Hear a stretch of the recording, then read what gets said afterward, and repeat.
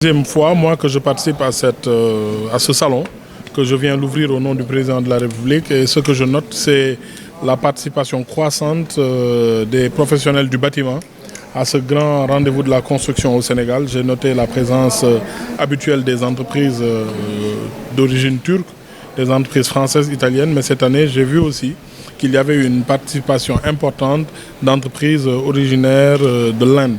Tout ceci montre le dynamisme de notre économie, mais aussi le dynamisme de notre secteur de la construction, qui a un potentiel très élevé. Et c'est ce qui explique la présence de tous ces professionnels avec des matériaux de construction très innovants. De plus en plus, on est impressionné de voir comment les technologies aident à construire plus facilement, plus proprement, avec de moins en moins d'impact écologique de plus en plus d'impact écologique sur la planète. Tout à fait, parce qu'il n'y a pas meilleur baromètre que cela.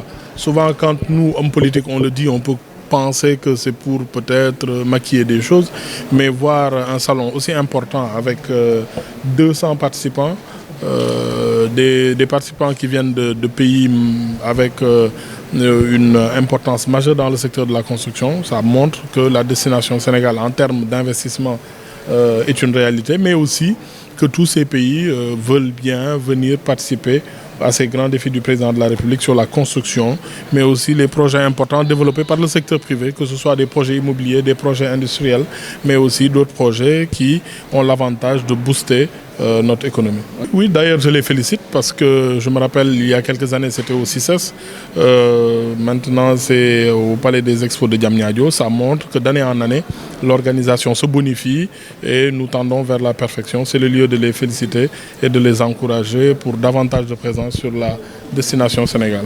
Oui, c'est un salon qui est un partenariat entre des Sénégalais et des Turcs qu'on organise depuis cette année et qui fait venir chaque année beaucoup d'investisseurs étrangers au niveau du Sénégal, quoi.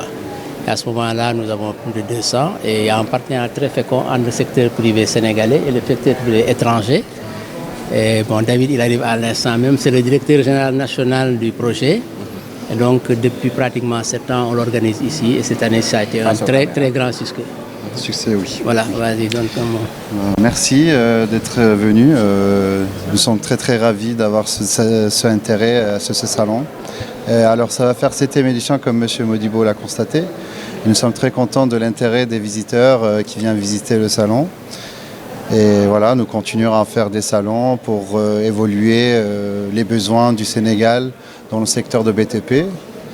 Et nous essayons à chaque événement, à chaque édition, nous essayons de agrandir un peu et rajouter des nouveaux secteurs, des nouveaux sous-secteurs pour que pour qu'on puisse vraiment présenter les nouveaux produits aux professionnels sénégalais. Maintenant, il manque quand même pas mal de produits ici au Sénégal, à vrai dire des nouvelles technologies et il y a quand même pas mal de projets, enfin pas mal de contracteurs qui essayent de changer un peu le système architecture ici, de faire des nouveaux bâtiments, des bâtiments adaptés à l'énergie renouvelable, etc.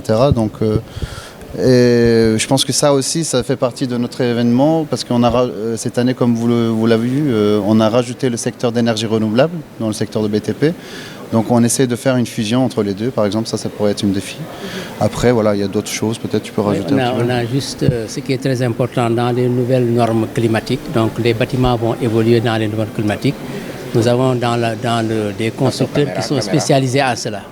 Nous avons aussi fait venir 5 experts de la Banque mondiale qui sont arrivés, spécialisés dans la certification énergétique des bâtiments. C'est-à-dire des bâtiments qui consommeront moins d'eau, qui consommeront moins d'électricité et qui seront mieux confortables. Tout ça, c'est des innovations que nous avons prises dans le secteur.